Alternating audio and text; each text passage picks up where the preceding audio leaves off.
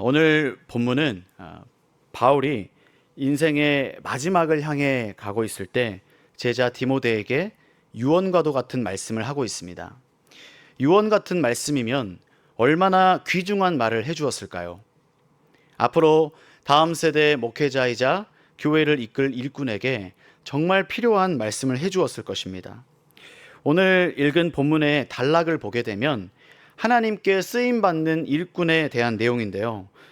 우리 2장 15절, 위에 2장 15절을 보시게 되면 너는 진리의 말씀을 옳게 분별하여 부끄러울 것이 없는 일꾼으로 인정된 자로 자신을 하나님 앞에 드리기를 힘쓰라 라고 권면하면서 하나님께 인정받는 일꾼, 하나님 앞에 부끄러움 없는 일꾼으로 쓰임받기를 위해 여러 가지를 권면해 주고 있는 장면입니다.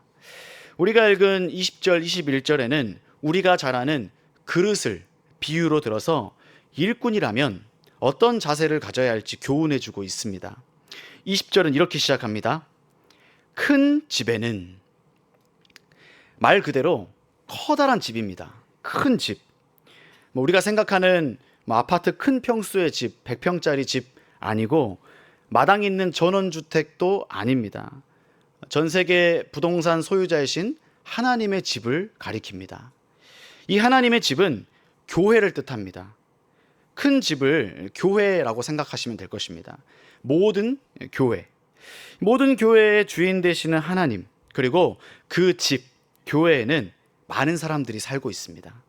커다란 집에 사람도 많으면 얼마나 할 일이 많을까요? 살림살이가 보통이 아니겠죠. 살림을 사역이라고 한다면 그 일을 위해 주인 되시는 하나님이 수많은 일꾼들을 부리실 것입니다. 바로 저와 여러분이 그 일꾼으로 부름받았죠. 주인과 함께 큰 집, 교회를 아름답게 살림하고 세워가야 할 존재들로 부름받았습니다. 그런데 이 집에 사람이 많다 보니까 다 좋은 사람만 있질 않아요. 주인과의 관계를 어그러뜨리기 위해 잘못된 거짓말을 하는 사람들이 있다는 거예요. 디모데후서 편지를 받을 당시에 교회와 성도에게 거짓 복음, 거짓 교리로 미혹해서 주님과의 관계를 끊어뜨리려는 이단자들이 있었다는 것입니다. 즉, 믿음을 무너뜨리는 악성 분자들이 있었다는 것이죠. 17절에, 그 뒤에 17절에 보시면 후메네오와 빌레도 같은 악성 종양 같은 사람들, 진리의 말씀을 떠나 헛된 말을 하면서 믿음이 약한 사람들을 넘어뜨리는 그런 사람들을 말하죠. 어딜 가나 참 반대자들은 꼭 있는 것을 보게 됩니다. 진리 옆에는 공격하는 거짓 무리들이 있죠. 교회에도 반대자들이 꼭 있기 마련입니다. 예수님의 제자 중에도 배신자가 있지 않았습니까? 근데 이런 사람들로부터 경계하고 구별되기 위해 디모데에게 집안의 일꾼으로서 갖춰야 할 중요한 덕목을, 그릇을 예로 들어 설명해 주고 있습니다. 큰 집이니까 얼마나 많은 그릇이 있겠습니까? 마치 교회 안에 다양한 사람들이 있는 것과 같습니다. 하나님께 부름받아 이런저런 성도들이 한데 모여 교회 공동체를 이루는데 우리 교회만 보더라도 각양각색의 사람들이 모여 있죠. 똑같은 사람은 아무도 없습니다. 성격도 출신도 배경도 다 다릅니다. 마치 우리들 가정집에 있는 여러 그릇들과 같죠. 여러분들 집에 다 똑같은 그릇만 있지 않잖아요. 급식판으로 식사하십니까? 다 똑같은 그릇이 아닙니다. 용도에 따라, 상황에 따라 다른 그릇을 씁니다. 본문에도 여러 그릇이 등장합니다. 주인에 의해 사용되는 그릇인데 우리 20절 말씀을 다시 보시면 금그릇, 은그릇, 나무그릇, 질그릇이 있습니다. 그 중에 귀하게 쓰이는 것과 천하게 쓰이는 것이 있다고 말합니다. 그릇의 목적은 어느 그릇을 막론하고 잘 쓰여야, 귀하게 쓰여야 제 목적을 다하는 것이겠죠. 그러나 반대로 천하게 쓰이는 그릇도 있습니다. 천하게 쓴다는 것은 잘 사용하지도 않고 제대로 쓰지도 않고 부끄럽게 쓰이는 그릇입니다. 오늘 본문의 맥락으로 보면 거짓 복음을 전하는 사람으로 비유할 수 있습니다. 그러면 우리는 금, 은이 좋으니까 금그릇, 은그릇이 되어야 하나 보다.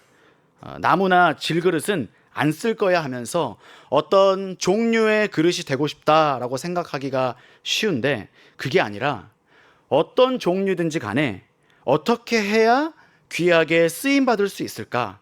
우리는 이것을 생각해 보아야 합니다. 쓰임 받는 것에 초점을 맞추기 원합니다. 이왕이면 우리가 주인의 손에 잘 잡혀 귀히 쓰임 받는 그릇이 되어야 한다는 것입니다. 이 말은 복음을 방해하고 잘못된 복음을 전해 하나님의 진노를 사는 천한 그릇이 아니라 복음의 진리를 옳게 분별하여 복음을 위해 귀하게 잘 사용되어지는 그릇이 되어야 한다는 말씀입니다. 우리 사람을 지금도 그렇지만 속담도 그렇지만 그릇에 비유하지 않습니까? 저 사람 그릇이 크다 작다 그릇에 비유하는데 이때도 똑같았습니다.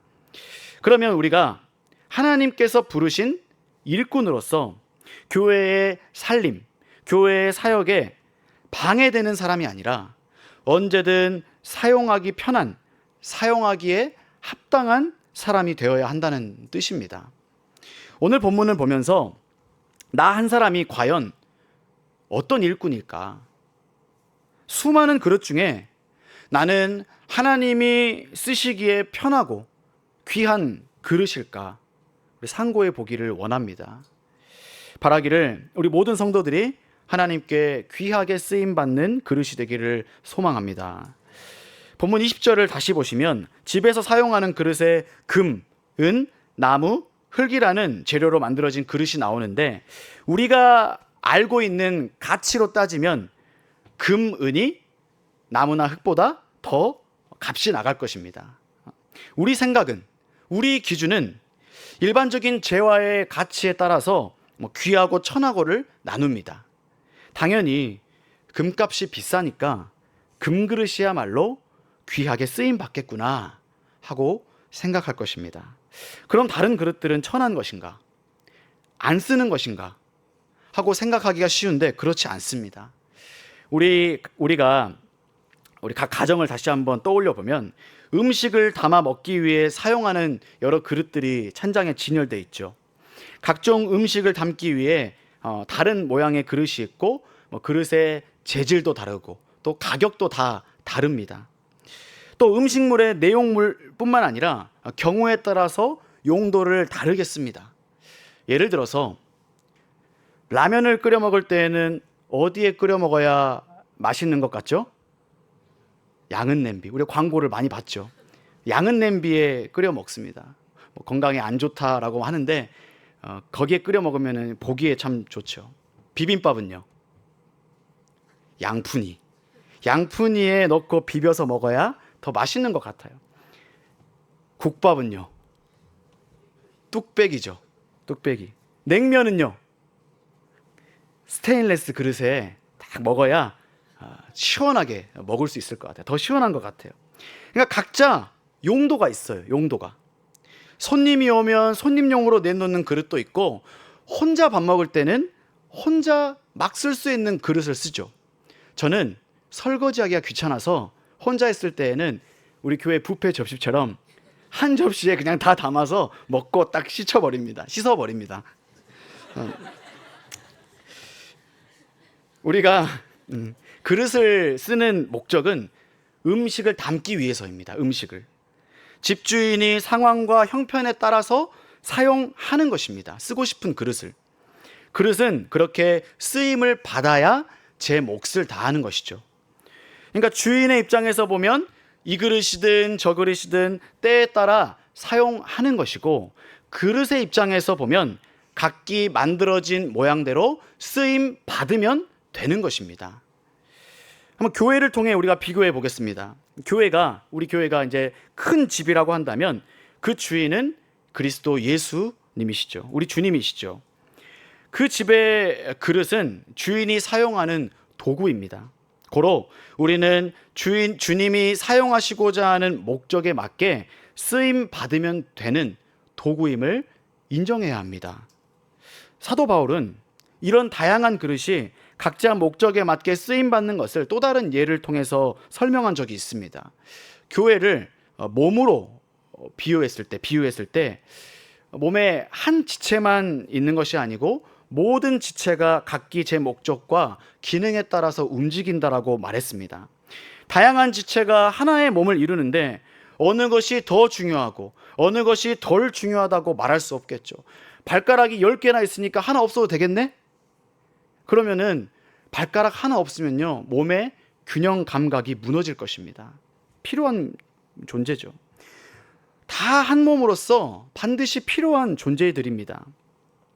이런 맥락에서 보면 금, 은, 나무, 흙이라는 재료로 만들어진 각 그릇도 우리가 생각하는 가치에 따라 흙은 없어도 돼, 금만 있으면 돼, 이렇게 생각할 것이 아니라 각 그릇이 주인의 손에 들려 필요한 목적에 따라 쓰임 받는 것이 중요하다는 것이죠.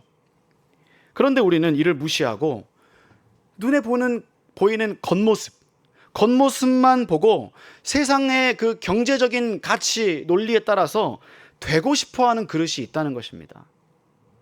주가 쓰시고자 하는 목적과 상관없이 자신의 목표를 설정해 버립니다. 비싸고 화려한 그릇이 되고 싶어 하고 주목받고 싶은 그릇이 되고 싶어 한다는 것입니다.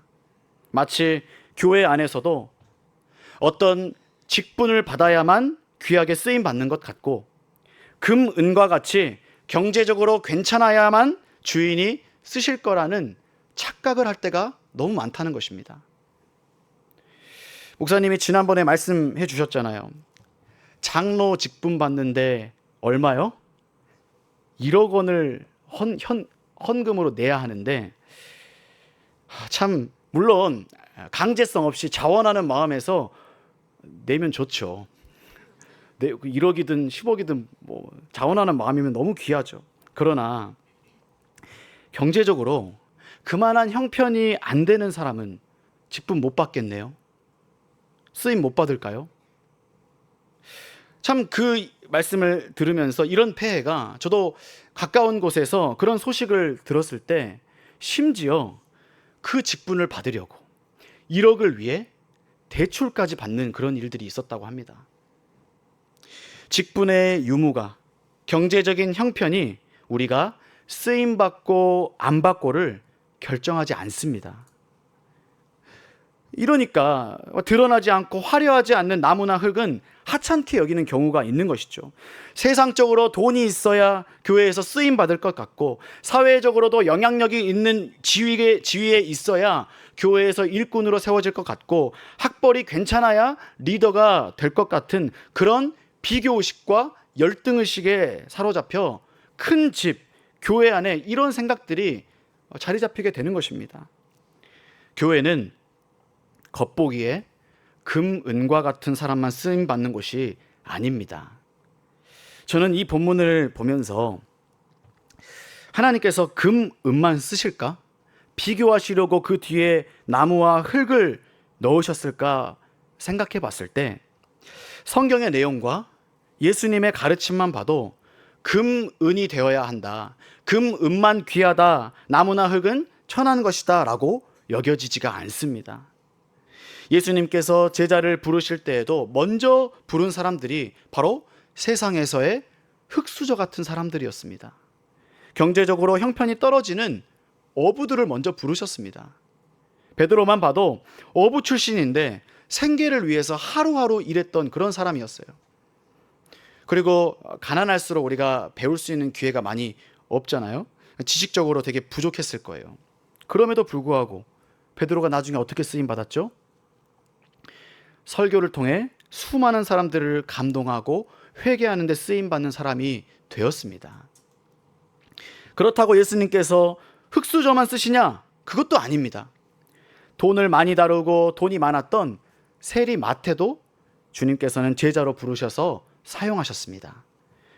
또 예수님의 시신을 자신의 무덤에 장사 지냈던 아리마대 요셉이라는 사람이 있는데, 그는 마태복음 27장 57절에 보게 되면 아리마대의 부자 요셉이라 하는 사람이 왔으니 그도 예수의 제자라라고 합니다. 뭐라고 붙어 있죠? 부자 요셉. 이런 사실만 봐도 주님은 금이나 은이나 나무나 흙이나 세상적인 가치가 중요한 것이 아니라 주님이 부르시고 주님이 쓰시기에 합당한 때와 용도에 맞게 그들이 사용된다는 것을 우리는 볼 수 있습니다. 사용되는 게 중요한 것입니다. 그러니 이 큰 집에, 교회 안에 다양한 각계각층의 사람들이 있는 것입니다. 하나님의 집에 하나님의 일을 위해 각자 어울리는 곳에 합당하게 쓰임 받는 것입니다. 그렇게 쓰임 받을 도구로 우리가 부름 받았다는 사실을 믿으시기 바랍니다. 그렇게 각자 다양한 모습 그대로 하나님이 부르셨는데 우리 중에도 뭐 금, 은에 해당하는 사람이 있을 수 있고 나무나 질그릇 같은 사람도 있을 거예요. 중요한 것은 그런 내 자신에 대해서 과시할 것도 없고 또 그렇지 못하다고 해서 위축될 필요도 없습니다.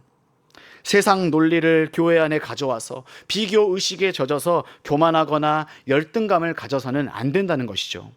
하나님께서는 우리를 그 모습 그대로 부르셨고 있는 그대로 사용하시는 분이심을 믿으시기 바랍니다. 저 또한 이 말씀을 보면서 제가 신학교 막 입학했을 때가 떠올랐습니다. 나 같은 자를 하나님께서 쓰시겠다고 부르신 것에 감사와 감격함으로 그 어떤 때보다 겸손했던 것 같아요. 청년 때 드릴 것이라고는 24시간밖에 없다. 이 몸 하나밖에 없다 하면서 이런 나를 사용만 해주시라고, 그저 사용만 해주시라고 하면서 그런 마음으로 신학교에 입학했었습니다. 가서 보니까 신학생들도 다양하지 않습니까? 다양한 신학생들을 보게 되잖아요. 하나님이 사용하시려는 귀한 그릇들이 모였는데 제 입장에서 그들을 보면서 바로 세상적인 논리가 작동을 하는 거예요. 갔더니 저 전도사님은 목사님 아들이네. 일명 목회자계의 금수저.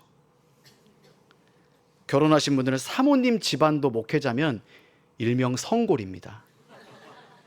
성골이라 불렀어요. 장로님 아들은 진골 정도. 저는 어머니만 신앙생활을 하셨기 때문에 성골, 진골이 못 돼요. 몇 두품 될런지 모르겠습니다. 어쨌든 그런 분들을 보면 살아온 경험이 있으니까 아는 것도 많고 뭔가 정보도 많고 더 혜택도 받는 기분이 들었어요. 교수님들도 그 전도사님 보면 누구누구 목사님 아들, 누구 장로님 아들 이렇게 인사하는 걸 보면서 저도 모르게 비교의식에 젖어가지고 왜 나는 저런 환경이 주어지지 않았을까? 뭔가 불리한 것 같고 저분들이 더 귀하게 사용될 것만 같았어요. 물론 그런 분들 참 귀해요. 정말 하나님이 주신 그 복이 있어요. 그분들 나름대로 귀하게 쓰임 받을 것인데 괜히 제가 위축이 됐던 것이죠. 그러면서 하나님께 원망과 불평이 생기더라고요. 자꾸만 환경이 보이고 없는 것만 보이고 다른 사람과 비교하게 되면서 내 자신이 자꾸 초라해지는 것을 발견하게 되었습니다. 제 자신을 보게 되었습니다. 그러면서 드는 생각이 내가 어디 사역지나 제대로 갈 수 있을까? 나는 백도 없는데, 아는 사람도 없는데, 사역을 잘할 수 있을까? 나는 아는 것도 없는데, 경험도 부족한데, 걱정이 많아졌습니다. 주님만 바라봐야 되는데 초라한 제 자신만 보이는 거예요. 그러나 이 모습은 나를 지으시고 인도하시고 내 모습 이대로 사용하시는 하나님 앞에 겸손한 자세가 아니다라는 것을 깨달았습니다. 왜냐하면 성경을 보니까 성경 속 수많은 인물들을 보면서 각자 출신 배경이 달라요. 사역을 많이 하고 적게 하고 겉모습의 차이가 있긴 하지만 중요한 것은 각자의 모습대로 하나님께 쓰임 받았다는 것이에요. 예를 들어서 좋은 배경을 가진 엘리트 출신의 이사야 선지자, 금수저와 같은 사람입니다. 성경의 분량도 선지서 중에 대선지서, 소선지서가 있는데 대소를 구분하는 게 분량을 많이 쓰고 적게 쓰고의 차이인데 이사야 선지자는 되게 많은 분량을 썼죠. 66장. 겉으로 보면 굉장한 사역을 한 것이죠. 반면에 미가 선지자는 그 출신이 작은 시골 마을에서 태어났었습니다. 그렇게 시골 마을에서 태어나서 성경 분량도 어떻습니까? 7장까지밖에 안 썼습니다. 미가 선지자. 그렇다고 이사야 선지자가 참 귀하게 쓰임 받았다, 미가 선지자는 천하게 쓰임 받은 것일까요? 아니죠. 단순히 하나님의 목적에 맞게 쓰임 받았다는 것이 중요하다는 것을 발견했습니다. 또 사사기를 보니까 사사들을 쭉 보다가 성경에 한 줄밖에 안 나오는 삼가를 통해 은혜를 받았습니다. 소모는 막대기로 이스라엘을 구원했다. 이 한 줄이 전부거든요. 반면에 기드온은 부르심과 사명, 긴 분량을 차지하고 있는데 둘 중에 누가 천하고 누가 귀하다고 할 수 있겠습니까? 그저 그때 주님이 쓰시고자 할 때 목적에 따라 쓰임만 받으면 되는구나 하는 것을 깨닫고, 그래, 내가 어떤 모습이든 하나님 앞에 겸손하게 감사함으로 비교의식 버려버리고, 주님, 나를 주님 뜻대로 어디든 어디서든 사용만 해주십시오. 사용만 해주십시오. 나를 써주시기만 해주세요 라고 기도하게 되었습니다. 저만 그러겠습니까? 우리 모두 그저 나 같은 죄인을 하나님의 자녀 삼아 주시고 주님의 몸된 교회의 일꾼으로 부르셨다는 그 감격이 우리는 희미해지고, 비교의식에 빠져서 교회 안에서 사람들을 바라보면서 저 사람은 이렇고 저 사람은 저렇고 저 사람에 비해 나는 이렇고 하면서 내가 하는 봉사는 작아 보이고 저 사람이 하는 봉사는 커 보이고 하면서 사람을 보고 있다면 이제는 다시 주님만 바라보시기를 바랍니다. 하나님께서는 저와 여러분을 있는 모습 그대로, 그 모습 그대로 사용하시기 위해 이 자리에 부르신 줄 믿습니다.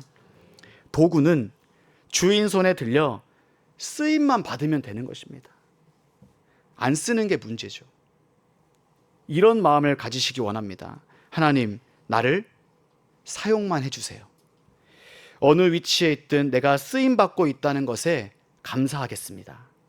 다른 사람과 비교하지 않겠습니다. 눈에 보이는 겉모습에 내 마음 뺏기지 않겠습니다 하는 마음을 가지시기 바랍니다. 하나님께서 다 각자 쓰실 곳이 있어서 우리를 이 모양 저 모양으로 부르신 것입니다. 우리가 살림에도 여러 가지가 있듯이 다 적재적소에 우리를 배치하시고 하나님의 목적대로 사용하실 것입니다. 그릇의 용도가 다르듯이 교회 안에서도 다 쓰임이 다릅니다. 하나님 입장에서는 크고 작은 일이 없습니다. 모두 주인을 위한 일이고 주님 앞에서는 다 적은 일입니다. 우리가 5달란트, 2달란트 받은 종들에게 했던 말을 보면 알 수 있지 않습니까? 네가 작은 일, 적은 일에 충성했다. 다 작다고 말합니다. 교회 일에 경중이 어디 있겠습니까? 이것은 중요하고 이것은 안 중요하다 뭐가 있겠습니까? 직분의 서열이 어디 있겠습니까? 주님이 원하시는 것은 어떤 일이든 어떤 자리든 그 자리에서 겸손하게 충성하는 것을 바라시는 분이심을 믿으시기 바랍니다. 그래서 항상 우리가 가져야 될 자세는, 귀히 쓰임받기 위해 가져야 될 자세는 겸손입니다. 겸손. 예수님께서 보여주신 그 겸손입니다. 우리 주님 최고의 금수저 아니십니까?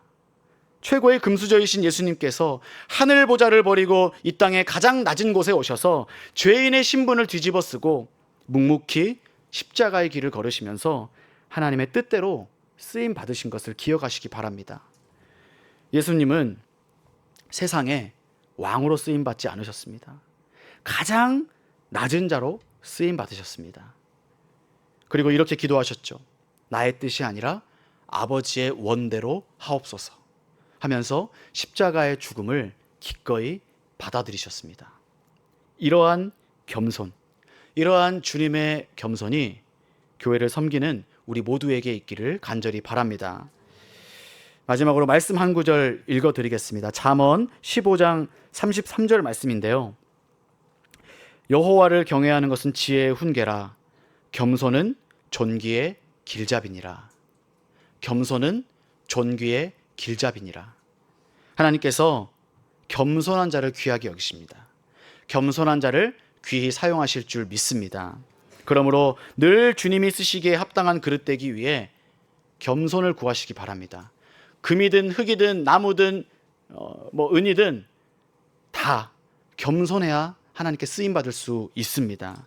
그렇게 겸손히 준비되어야 하나님께서 그때 겸손히 준비될 때 우리를 들어 귀하게 사용하실 것입니다. 하나님께서 저와 여러분 우리 교회를 귀하게, 겸손을 구하는 우리들을 더 귀하게 사용하시리라 믿습니다. 그렇게 행하실 주님을 우리가 기대하면서 우리 찬양하겠습니다. 우리를 사용하여서라는 찬양 함께 찬양하겠습니다.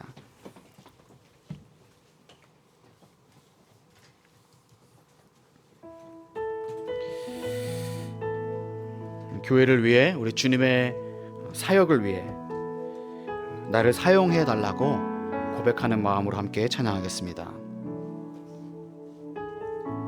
우리에겐 소원이 하나 있네. 우리에겐 소원이 하나 있네. 주님 다시 오실 그날까지 우리 가슴에 새긴 주의 십자가 사랑, 나의 교회를 사랑케 하네. 주의 교회를 향한 우리 마음, 희생과 포기와 가난과 고난, 하물며 죽음조차 우릴 막을 수 없네. 우리 교회는 이 땅에 임하, 교회를 교회되게, 예배 예배되게 우릴 사용하소서. 진정한 부흥의 날 오늘 임하도록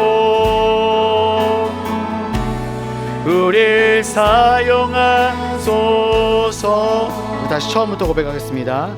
우리에겐 소원이 하나 있네.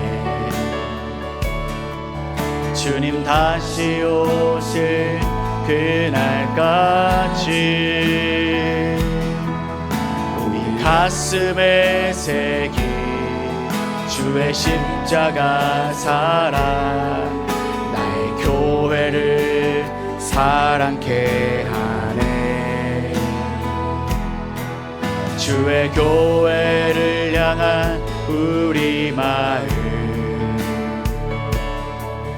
희생과 포기와 가난과 고난, 하물며 죽음조차 우릴 막을 수 없네. 우리 교회는 이 땅에 임하, 교회를 교회되게, 예배 예배되게 하나님 우리를 사용하여 주시옵소서. 우릴 사용하소서. 진정한 부흥의 날 오늘 임하도록 우릴 교회를 교회되게, 교회를 교회되게, 예배 예배되 하나님 우리 하늘시앗 교회를 사용하여 주시옵소서. 우릴 사용하소서. 진정한 부흥의 날 오늘 임하도록 우리 마지막으로 교회를 교회되게, 교회를 교회되게, 예배 예배되게 하나님 나를 사용하여 주시옵소서. 우리 사용하소서. 아멘. 진정한 부흥의 날 오늘 임하도록 우릴 사용한 성령 안에 예배하리라. 성령 안에 예배하리라. 자유의 마음